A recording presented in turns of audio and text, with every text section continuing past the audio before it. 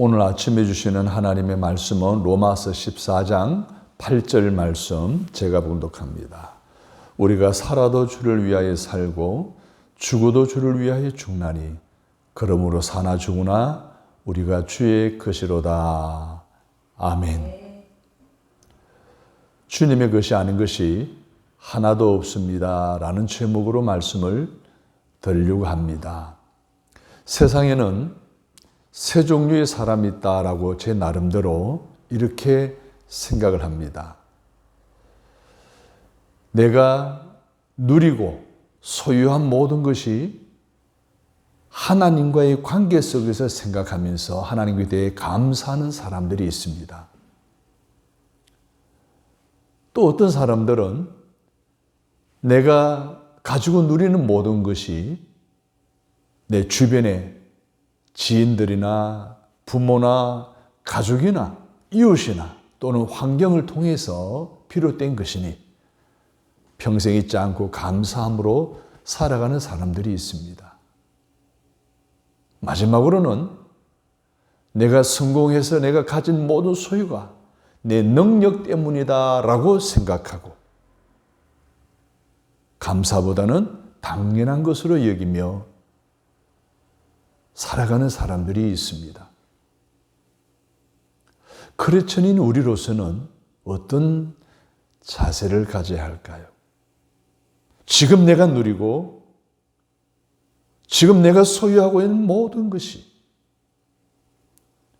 하나님과의 관계성 속에서 비롯되어진 것임을 알고 믿고 인정하고 감사하며 찬양하며 간증하며 살아가는 것이 진정한 성도의 모습이 아닐까 저는 그렇게 생각하고 있습니다. 사랑하는 여러분, 내 현실, 내가 지금 처해 있는 상황에 대한 어떤 필요가 있고 충족이 있을 때에 나타나는 반응이 있습니다. 그 반응이 어떠하느냐에 따라서 그 사람이 그리스도인지 넌 크리스천인지 이타적인지 이기적인지 구분이 되어지게 되는걸 우리는 경험들을 합니다. 러시아의 이반 파블로브라고 하는 사람이 반사 조건 이론이라는 논리를 주장했습니다. 이 조건 반사 이론이라는 것이 뭔가 하면 개에게 음식을 줄 때마다 종을 쳤어요. 나중에는 종만 치는데도 개가 침을 흘리더라는 그런 이론입니다. 종을 치는 것은 조건이죠. 그리고 침을 흘리는 것은 반사입니다. 이것을 우리가 신앙생활에 적용해 보면 예수만 생각해도 기쁘고 감사가 나오고 찬양이 나오고 하는 그런 삶을 살아가는 사람들이 있는가 하면 또 어떤 사람들은 오히려 거부 반응을 일으킵니다. 오히려 한숨을 짓습니다. 또한 어떤 사람들은 격하게 부정적으로 반응하는 것을 볼 수가 있게 됩니다. 사도 바울은 오늘 본문 말씀에서 보여주는 것이 있습니다. 사나 죽으나 주님의 것이라는 거예요. 이 고백은 무엇입니까? 내 삶 속에 살아가는 모든 일어나는 일, 그리고 경험하는 모든 환경들, 그리고 내가 누리고 소유하는 모든 것들이 다 주로 말미암았음을 고백하는 그러한 간증이거든요. 예수만 생각해도 기쁜 거예요. 주어진 환경만 생각해도 예수님이 떠오르는 거예요. 그래서 그들의 입에서는 찬송이 끊이지 않습니다. 예수님이 좋은 걸 어떡합니까? 예수님이 좋은 걸 어떡합니까? 이런 찬양이 끊이지 않는 거예요. 주님의 것이 아닌 것이 하나도 없고 모든 것이 다 주님의 것이라고 한다면 거기에 대해서 아멘하는 사람들이 있을 뿐만 아니라 닭벼슬이 돋는 사람도 있습니다.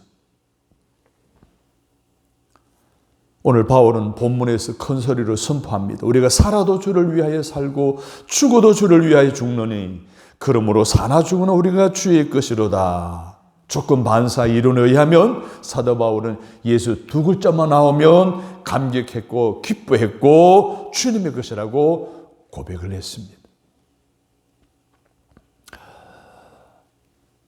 미국은 신앙의 자유를 찾아 떠난 청교도들에 의해서 세워진 나라입니다.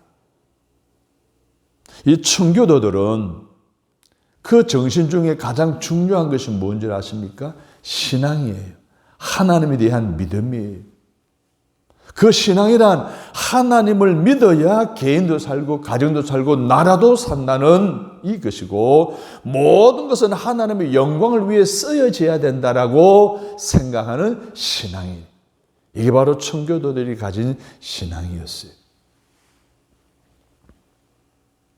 지구상에는 아메리칸 대륙이 있습니다. 북쪽을 북미라고 그럽니다. 남쪽을 남미라고 그럽니다. 북미는 잘 삽니다. 남미는 그렇지는 못합니다. 그 시발점 어디에 둡니까? 북미는 신앙을 찾아 떠난 사람들이 정착하여 세운 나라들이고 남미는 금을 찾아 떠난 사람들이 정착하여 세운 나라이기 때문에 그렇다고 보는 거예요. 20세기가 들어서면서 미국과 소련 대권 다툼으로 시작된 냉전시대, 군비 경쟁이 확산되어지면서 두 나라가 세계의 축이 되었습니다. 그러나 20세기가 끝날 무렵 상황이 바뀌어지기 시작했습니다. 소련은 점점 국군이 시들더니 1993년 10월에 결국은 소련 연방이 해체됩니다. 그러나 미국은 그때부터 냉전시대 끝나고 탈냉전시대가 시작되어지면서 미국 주도로 세계가 재편이 됩니다. 경찰 국가가 됐습니다. 정치, 경제, 문화, 군사 다 미국이 통치했습니다. 지금까지도 미국이 주도해 나가고 있죠. 1955년 소련의 후르츠초프가 닉슨을 초청했을 때 그 닉슨 대통령에게 이런 말을 했습니다. 앞으로 7년만 있으면 우리도 미국과 같은 수준에 이르게 될 것이요. 앞으로 당신네 손자들은 공산화된 미국에서 살게 될 것이야. 라고 혼장담을 했습니다.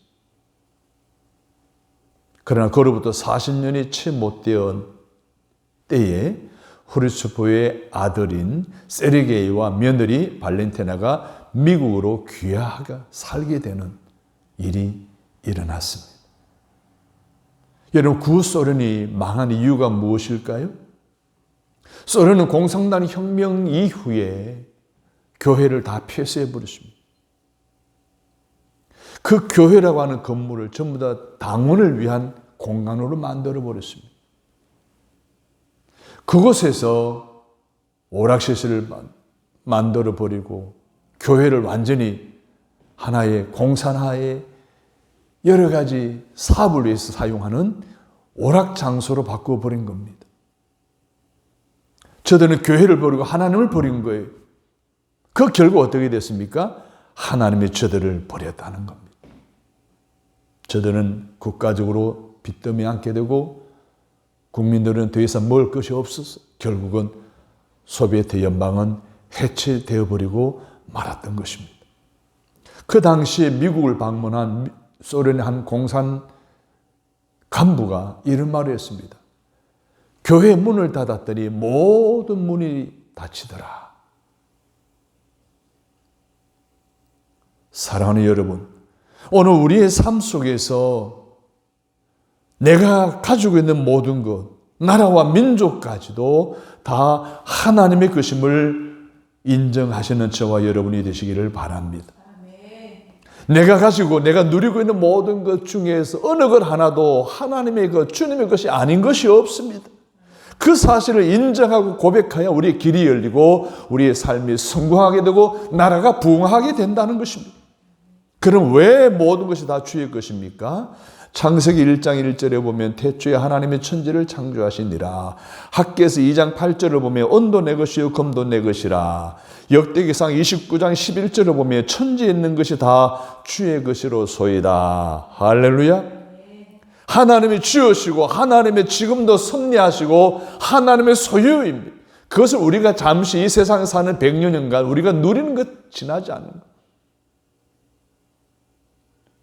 우주 공간에는 모든 것이 하나님이 주셨고 하나님의 것임을 오늘 성경은 분명히 말씀하고 있기에 그렇잖니 우리는 그것을 믿음으로 받아들이고 내가 누리는 모든 것이 다 주의 것이고 이 세상의 모든 것 다 주의 것이라고 고백하는 저와 여러분이 되시기를 주님의 이름으로 축복합니다. 그리고 그 고백 가운데 다시 한 번 더 하나님의 것임을 인정해야 될 몇 가지 사실들을 함께 나누면서 오늘 살아가는 저와 여러분들에게 필요한 성경의 가치관을 다시 한 번 더 새롭게 정리하는 저와 여러분이 되었으면 좋겠습니다. 첫 번째는 생명이 주님의 것입니다. 현재 우리나라의 평균 수명이 83, 4세라고 합니다. 그런데 2035년 내지 2060년대에 가게 되면 90세로 평균 연령이 오른다고 합니다. 여러분 잘 아는 대로 이러한 100세 시대가 성큼 다가오면서 사람들은 결국 오래 살게 되어 있다고 하는데 문제는 이것입니다. 그 삶의 질이 높냐 낮냐는 거죠. 건강하게 오래 살아야 그게 복이 아니겠어요? 무병장수라는 말이 있고 유병장수라는 말이 있습니다. 오늘날 많은 사람들이 삶의 질에 대해서 굉장히 관심을 갖고 웰빙을 이야기합니다. 그런데 거기에 오늘 우리가 함께 또 연결시켜야 될 부분이 웰다잉입니다. 잘 죽어야 되는 거예요. 그래서 나온 단어가 9988, 234라고 하는 단어들이 회자되고 있는 건 아니겠습니까? 여러분, TV 건강 프로그램에 한병익 박사님이 나와서 이런 말을 했어요. 굉장히 의미 있게 들었는데 돈으로 노후를 대비한다는데 안 아프고 오래 살 생각을 해야 되는데 왜 아파서 간병인 쓰려고 하느냐라는 말을 했습니다. 그 말을 하고 거기에 대해서 덧붙여 이런 이야기했습니다. 우리나라 사람들이 미국 사람들보다 2, 3년 더 수명이 길대요. 미국은 80.9%고 80.9세고 우리나라는 83.2세라고 합니다.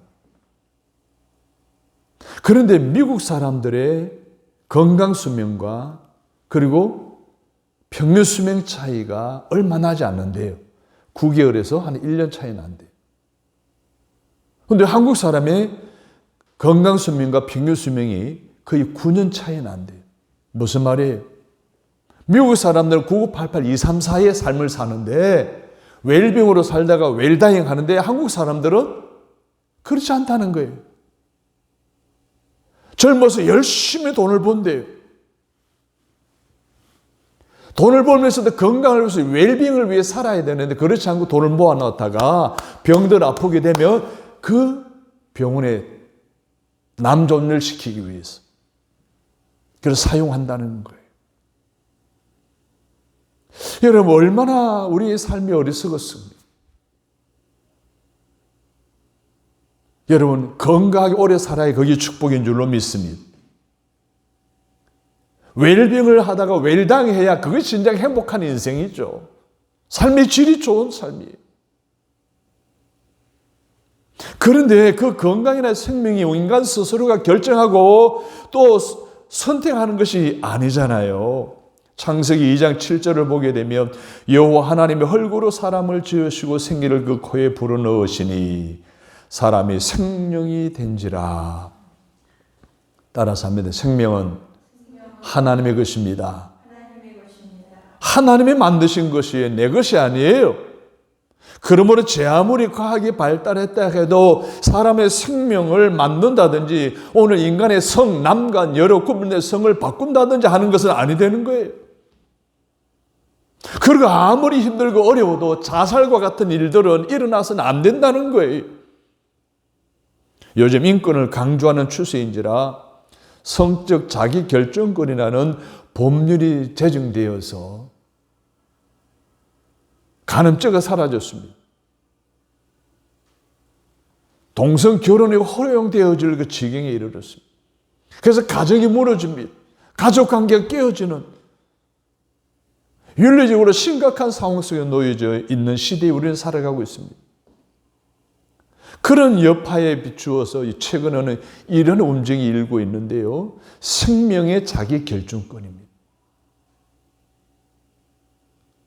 웰당을 위해서 안락사를 허용, 인간의 생명의 존엄사를 위해서 안락사를 허용해 달라는 법률을 지금 계속해서 주장하고 있다는 거예요. 얼마 전 TV에 보니까 어느 딸 하나 둔 부부가 있는데 아내가 불치병에 걸린 거예요. 너무 고통스러운 거예요. 합의하에 스위스로 건너가서 4천여만 원 들여서 안락사하고 장례 치르고 돌아와서 그런 가정도 있더라고요. 최근에 연명치료 거부라고 하는 이 부분에 대해서 굉장히 많은 사람들이 관심을 가지고 있습니다. 연명치료 거부는 생명경시 풍조사상은 다 차이가 있죠. 여러분, 생명은 하나님이 만드신 거예요. 내 것이 아니에요. 그렇기 때문에 그 생명을 내 스스로 결정하는, 그래서 자살하고 그래서 생명을 경시하는 이러한 어떤 마음과 생각, 가치관은 오늘 우리의 삶에서 하나님의 뜻과 맞지 않는다는 거예요. 이런 인권을 바탕으로 한 하나님 만드시 결정하시는 생명을 경시하는 사상의 풍조를 막기 위해 새로운 법률을 제정하려고 하는 시도를 막기 위해 종교계를 중심으로 반대하는 노력들이 지금 일어나고 있습니다. 그 이유는 왜 그럴까요? 왜 종교계에서 그 일을 반대할까요? 생명은 하나님의 것이기 때문에. 할렐루야. 하나님 만드신 거예요. 이 생명이 너무 귀하고 소중하기 때문에 하나님은 당신의 외아들 예수 그리스도를 이 땅에 보내시면서까지, 죽기까지 하시면서까지 우리를 구원해내신 그 귀한 생명, 여러분 이 생명 정말 소중히 여겨야 됩니다. 내 것이 아니에요. 하나님의 것임에 대한 성경적인 가치관 위에 살아내야 됩니다. 따라서 합니다. 생명은 내 것이 아닙니다. 하나님의 것입니다. 내 마음대로 하면 안 됩니다. 사랑하는 여러분, 생명은 하나님의 것입니다. 두 번째로 내가 소유한 모든 물질도 하나님의 것입니다. 저는 지금 나라마다 먹고 사는 문제로 교류하고 무역하고 수출입을 하고 교역을 하고 있습니다. 때로는 갈등하고 때로는 다투고 때로는 심지어 전쟁까지 불사하는 현실에 놓여져 있습니다. 이스라엘과 팔레스타인이 그러고 우크라이나와 러시아가 그렇습니다. 지금 미국과 중국의 경제, 주권 싸움이 그렇습니다. 최근 미국의 트럼프 정권 2기 들어서면서 관세 정책으로 미국과 중국 사이의 대립으로 많은 나라들이 힘들어하고 있습니다. 미국이 이러한 세계 최강 국가가 되기는 사실 100년이 채 되질 않았습니다. 1920년대 미국은 대공황 시대였습니다. 1997년 우리나라 IMF 시대보다 더 아주 심각한 일자리를 두고 실업률이 하늘을 치솟고 먹을 거리가 없어 줄을 서는 그런 시대가 있었단 말이에요. 그런데 100여 년 만에 미국이 지금 세계의 주도적인 국가가 되어진 배경이 있습니다.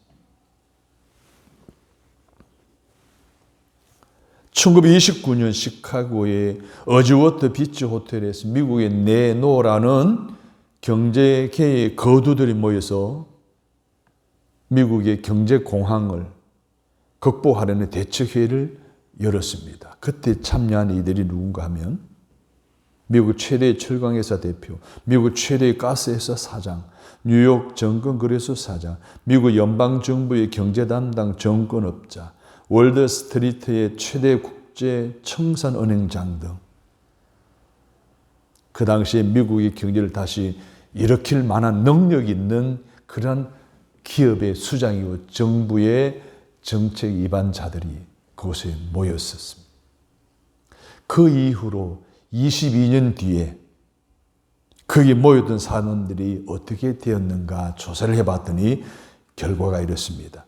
철강회사 사장이었던 찰스 슈바프는 파산하여 죽었고, 가스 회장 사장이었던 하워드 홉스는 정신이상자가 되었고, 정권거래소 사장 리처드 휘트니는 교도소에서 복용 중이었고, 연방정부 장관이었던 엘버트 풀은 뇌물수수로 수감 중이었고, 그 외의 사람들은 모두가 자살로 생을 마감했다라는 결론입니다. 나라의 경제를 살릴 만한 부를 가지고 있던, 경제권을 쥐고 있던 그들이 22년이 흘러가자 그들은 결국 비참한 신세로 전락해 버리고 말았다는 거예요. 가진 모든 것이 내 것이라고 생각했지만 결국은 내 것이 아니라는 것을 입증해 주는 이야기입니다. 우리나라 근대 사회는 어떻습니까? 지금은 세계 10위 경제 국가로 성장한 부강한 나라가 되었는데 그 과정 속에 30대 기업이 기여한 기여도는 엄청나잖아요. 그런데 그 30대 기업이 지각 변동이 일어났습니다. 한보 1990년대에 한보 사태를 기점으로 해서 IMF가 시작되지 않았습니까? 그 IMF 이후에 대우그룹이, 기아그룹이 그냥 무너졌습니다. 또 2010년대 말에는 금호 아시아나 그룹이 어떻게 해요? 무너졌습니다.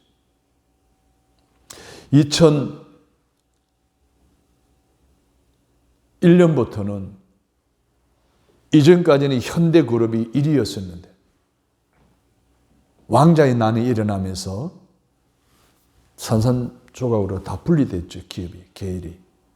그래서 삼성이 1위로 등극하며 지금까지 그 자리를 지켜오고 있습니다. 많은 기업들이 파산되어졌습니다. 그 유명한 이름들이 다 사라져버리고 말았습니다. 내 것이라고. 남들이 부러워했던 살았던 그들조차도 그들의 소유한 물질, 결국은 그들을 떠나버리고 말았습니다. 사랑하는 여러분, 우리 가진 물질, 우리가 가진 그 물질을 위해서 더 많이 쌓고 더 많이 누리려고 하는 그 모든 물질의 주인은 내가 아니라는 겁니다. 하나님이라는 거예요. 두 종류의 사람이 있습니다. 내 것이라고 믿고 사는 사람이 있고 하나님의 것이라고 믿고 사는 사람들이 있어요. 다윗을 예로 들어볼까요? 역대기상 29장 11절 12절에는 여호와여 위대하심과 권능과 영광과 승리와 위엄이 다 주께 속하여 싸우니 라고 했습니다. 그리고 14절에서는 모든 것이 주께로 말미암아 싸우니 우리가 주의 손에서 받는 것으로 주께 드렸을 뿐이니이다. 다윗의 신앙은 뭡니까? 지금 자기가 가진 것이 다 하나님으로부터 비롯되었다는 거예요. 이것이 모두 다 하나님의 것이라는 거예요. 하나님의 영광을 위해 쓰는 그런 다윗의 모습을 보여주었어요. 40년의 통치 기간 동안에 그 위기도 있었습니다. 어려움도 있었습니다. 환난도 있었습니다. 그러나 그가 훌륭한 왕으로, 하나님의 마음에 합한 왕으로, 백성들의 존경을 받는 왕으로 남을 수 있었던 것은 바로 이 신앙 때문입니다. 소유하는 모든 것은 다 하나님의 것이라고 하는 신앙. 하나님 주시기 때문에 내가 누리는 것이고 하나님 주시기 때문에 잠시 내가 누리는 것뿐이다라고 하는 이 신앙, 오늘 저와 여러분이 가져야 할 신앙인 줄로 믿습니다. 현대인이 가장 힘들어하는 질병이 있는데 바로 두통이라고 합니다. 미국 사람들이 5천만 명이 두통으로 고통을 앓고 있다라고 하는 통계가 있습니다. 미국에서 의학 분업이 철저하기 때문에 약의 처방 없이는 약을 살 수가 없는데 이 두통약만은 예외였어요. 일반 마트에서나 일반 상점에서 살 수 있는 이 개불린 알잖아요. 아스피린 알잖아요. 아나미린 하면서 이러한 약품들은요 그냥 마트에서도 살 수 있을 정도로 그만큼 미국 사람들은 두통으로 고통을 겪고 있다는 거예요. 그런데 전문가들은 왜 두통에 걸리느냐? 자세로 말미암아 두통이 오는 것이 70%라고 합니다. 앉은 자세, 일하는 자세, 밥 먹는 자세, 생활하는 자세. 이런 자세가 오늘 두통 환자들 70%가 이 자세가 잘못되었기 때문에 고통을 당한다라는 전문가들의 이야기입니다. 사랑하는 여러분, 한번 생각해 보세요. 내가 가진 모든 것이 다 내 것이라고 생각하고 그런 자세로 살아가게 되면 항상 걱정, 근심이 떠나잖아. 여러분 고통 속에, 두통 속에 살아갈 수밖에 없어요. 사랑하는 여러분, 그러나 이것이 다 하나님의 것을 내가 잠시 빌려 쓰는 것뿐이다 라고 생각하게 되면 뭐예요? 내가 오는 모든 염려거리가 다 주님의 것이기 때문에 주님께 토스해 가는 거예요. 토스하는 거예요. 그러나 편히 잘 수 있는 거예요. 괜한 걱정, 근심 때문에 두통으로 인해 잠 못 이루는 그런 일들은 일어나지 않는다는 거예요. 우리의 삶의 자세가 어떠냐? 사랑하는 여러분, 다 주님의 것이라고 인정하는 거예요. 할렐루야. 다 그래서 주님의 것이니 주님께 드려야 되는 것이 마땅한 도리라고 생각한다면 우리의 삶은 평안하고 행복하고 즐겁고 그 주신 것들로 말미암아 웰빙할 수 있고 웰당할 수 있음을 여러분이 기억하시고 하나님 원하시는 대로 하나님의 것임을 인정하고 살아가는 저와 여러분이 되시기를 주님의 이름으로 축복합니다. 세 번째로는 가정도 주님의 것입니다. 가정이 다르죠. 이 올 한 달 동안 함께 있거나 가까이 있거나 멀리 있는 우리 사랑하는 가족들 전화를 자주 해서 서로 가정의 중요성을 알고 가정의 하나됨을 위해서 서로 노력하자라고 권면하고 또 기도할 수 있는 저와 여러분이 되었으면 좋겠습니다. 왜냐하면 후회하지 않기 위해서요. 많은 사람이 아쉬워합니다. 그리워합니다. 심지어 후회까지 합니다. 그때 그렇지 말았어야 되는데. 제가 가정의 달에 문자를 하나 받았습니다. 존경하는 강희철 목사님, 꽃잎처럼 흩날리는 시간 속에서 우리는 사랑을 되새깁니다. 자라는 아이들의 얼굴에 지나온 날들의 흔적이 담기고 놓친 시간들이 조용히 아픈 미소로 다가옵니다. 그때 더 많이 사랑했어야 했는데 그 마음이 부서지듯 밀려옵니다. 하지만 이 아름다운 순간 우리는 다시 시작할 수 있습니다. 서로를 바라보며 사랑을 말하고 손을 맞잡고 함께 걷는 이 길이 가장 소중한 시간임을 깨닫습니다. 가정의 달, 사랑하는 이들과 함께하는 이 순간이 우리의 선물임을 놓치지 않기를 바랍니다.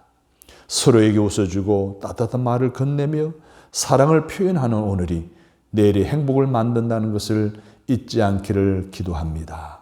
글로벌 미션 아카데미 서울 사이버 에듀 대표 장원일 목사. 그래서 저는 이렇게 답했어요. 그런데 이 목사님이 몇 해 전에 지병을 앓다가 사모님 먼저 천국에 갔어요. 그 그리움을 담은 거예요. 그 아쉬움을 담고 있는 글이었어요. 그 사실을 알고 있는 제가 이렇게 답변했어요. 장 목사님, 유익한 글의 감동이고 아멘입니다. 가족에 대한 못다한 아쉬움을 글로 성화시켰네요. 소환된 옛 추억들에 담아낸 그리움을 함께 버무린 예쁜 물감으로 다시 아름답게 그려내시기를 기도하며 바랍니다. 올해 매일이 행복하소서. 사랑하는 여러분, 아쉬워 할 그런 일들이 일어나지 않도록 막으시기를 바랍니다. 혹 그런 일이 있더라도 다시 그려낼 수 있는 그런 노력을 하시기를 주님의 이름으로 부탁을 드립니다. 여러분의 가정 어떻습니까? 여러분 가정의 분위기는 어떻습니까? 혹이 목사님처럼 아쉬움과 후회함으로 가득 차 있습니까? 아니면 웃음과 화목과 행복과 건강과 미래에 대한 소망으로 가득 차 있습니까? 하나 더 추가를 한다면 그리스도인 가정으로서 여러분의 가정의 주인이 누굽니까? 여러분 자신입니까? 아니면 주님입니까? 주님이 여러분의 가정의 주인이 되고 주님을 중심으로 하는 가족 관계가 만들어지고 가정재단으로 만들어지고 주님을 위해서 온 가족이 힘써 일하고 노력하는 그런 그리스도인의 삶을 살아가기를 주님의 이름으로 부탁을 드립니다. 우리나라 근대사 가정 속에 도시화되어지면서 도시 중심에 있던 교회들이 외곽으로 옮겨가 큰 예배당을 짓고 이사가는 붐이 있었습니다. 그래서 대형 교회가 막 생겨나게 되었죠. 그때 도시 중심에 있던 교회를 팔고 나가다 보니까 이 건물을 누가 사는 거예요? 교회가 사면 문제가 없는데 교회 아닌 어떤 기업체에 산다. 근데 개인이 사서 그것을 극장으로 만드는 거, 술집으로 만드는 거, 춤을 추고 락 음악이 나오고 그런 현상과 아울러 상가가 교회로 바뀌어지는 일들도 많이 일어났습니다. 이 개척교회들이죠. 사랑하는 여러분, 건물이라는 것은 누가 소유하느냐, 그 건물 안에 어떤 일을 하느냐에 따라서 그 건물의 가치와 의미가 결정되어지잖아요. 가정도 마찬가지. 가정에 누가 주인이냐는 거예요. 누가 그 가정의 중심이 되느냐는 거예요. 거기에 따라 그 가정의 가치와 의미가 완전히 달라진다는 거예요. 그 가정에 누가 머물고 어떻게 사느냐에 따라서 가정의 존재와 가치와 의미가 달라진다는 거예요. 이민 간 사람들이 한참 성공하고 많은 부유를 누릴 때에 어느 한인교회 목사님이 교인이 성공했다는 그런 소식을 듣고 신방을 해서 갔더니 그 집이 얼마 전에 LA와 샌프란시스코 일대에 산불이 일어나서 비빌리 힐스 부자 동네에 막 불이 일어나서 박찬호 선수의 집도 막 불타버리고 하는 일이 일어났잖아요. 그런 동네 같은 부잣집에 살고 있었어요. 그 동네는 100만 불 이하짜리 집은 없을 정도로 부한 사람들이 사는 동네였어요. 정원이 있고 뷰가 펼쳐져 있고 엄청 넓은 대지 속에 아름다운 건물이 세워져 있는 그 집에 들어가 보니까 장식장에는 큰 아주 엄청난 값진 것들로 장식되어 있다는 거예요. 그 중에는 양주, 포도주, 값을 매길 수 없을 정도로 유명한 발렌타인이라고 하는 그 포도주까지 장식되어 있었습니다. 근데 그 한가운데 예수님의 사진이 딱 놓여 있는 거예요. 근데 그 목사님이 가만히 예수님 사진을 보니까 예수님의 얼굴이 벌거스름해져 있더래요. 포도주 냄새에 취해가지고 예수님이. 그래서 그 목사님이 그랬대요. 이 초상화를 치우든지 이 포도주와 양주를 치우든지 하라고.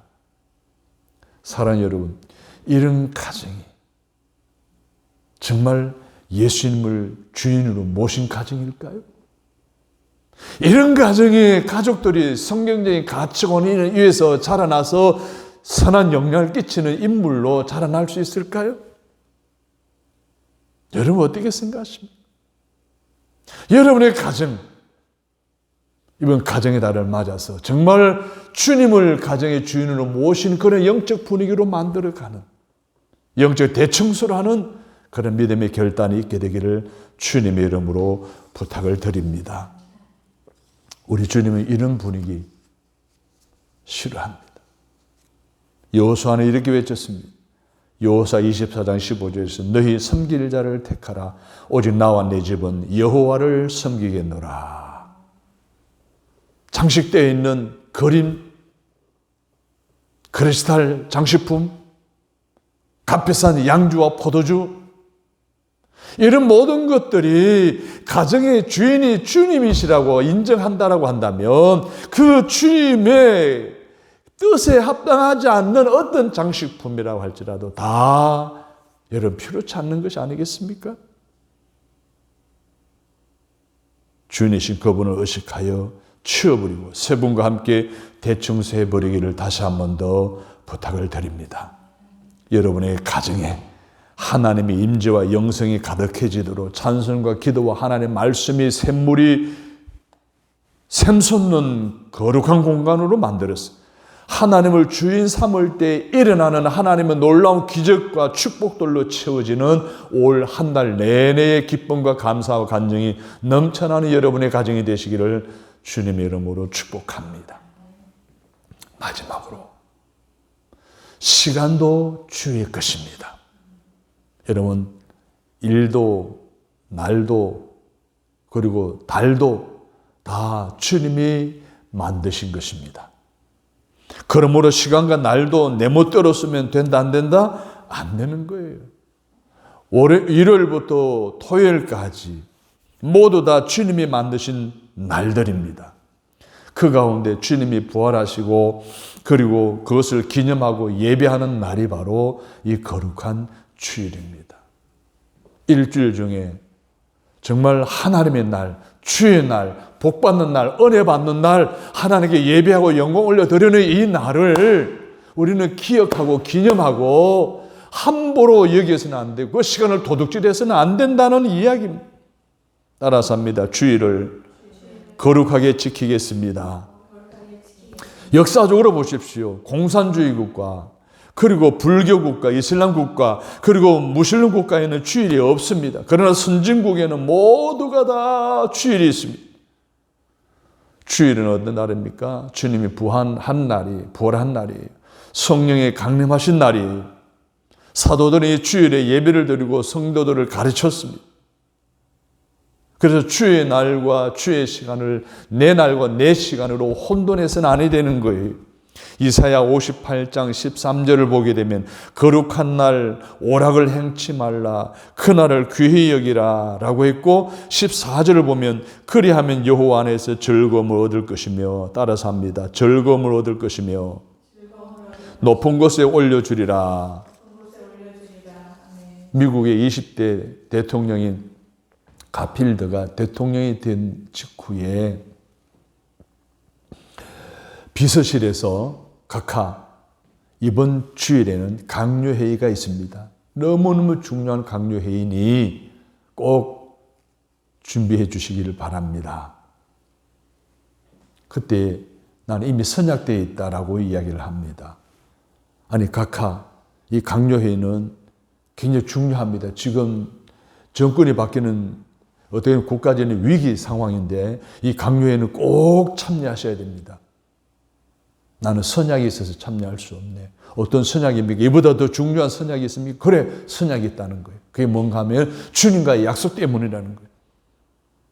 거룩한 주일날 예배당에 나가서 예배하는 것이라고 분명히 말합니다. 주님이 너무 소중하기 때문에 나는 이 선약을 어길 수가 없다라고 이야기했다는 거예요. 사랑하는 여러분, 그날을 내 것처럼 마음대로 쓰지 않게 되기를 바랍니다. 주의 날을 제대로 지키시기를 바랍니다. 오락을 금하고 그리고 악을 멀리하고 하나님을 가까이 하는 날로 쓰시는 저와 여러분이 되시기를 바랍니다. 성수 주일함으로 시간의 주인이 하나님이심을 인정할 뿐만 아니라 주일 예배를 통해 주시는 하나님의 은혜와 축복을 받아 누리는 삶의 축복의 주인공으로 살아가시는 저와 여러분이 되시기를 주님의 이름으로 바랍니다. 결론을 내리겠습니다. 사랑하는 여러분, 내 생명도 내가 소유한 물질도 그리고 가정도 시간까지도 건강과 내 삶의 모든 것도 다 주님의 것임을 믿으시기 바랍니다. 그리고 이렇게 고백했으면 좋겠습니다. 주여, 주의 것이 아닌 것이 하나도 없습니다. 다 주의 것입니다. 내 삶에 주의 것으로 쓰이지 않는 것이 하나도 없도록 온전히 하나님께 드리고 내어주어서 귀하게 쓰임받게 되어지므로 바울처럼 우리가 살아도 주를 위하여 살고 죽어도 주를 위하여 사나니 그러므로 사나 죽어는 우리가 주의 것이다라고 고백함으로 살아가는 저와 여러분이 다 되시기를 주님의 이름으로 축복합니다. 하나님, 내가 가진 그 어떤 것, 그것이 생명이라도 물질이라도 가정이라도 시간이라도 건강이라도 주님의 것이 아닌 것이 없음을 고백하며 모든 것이 다 주의 것임을 고백하며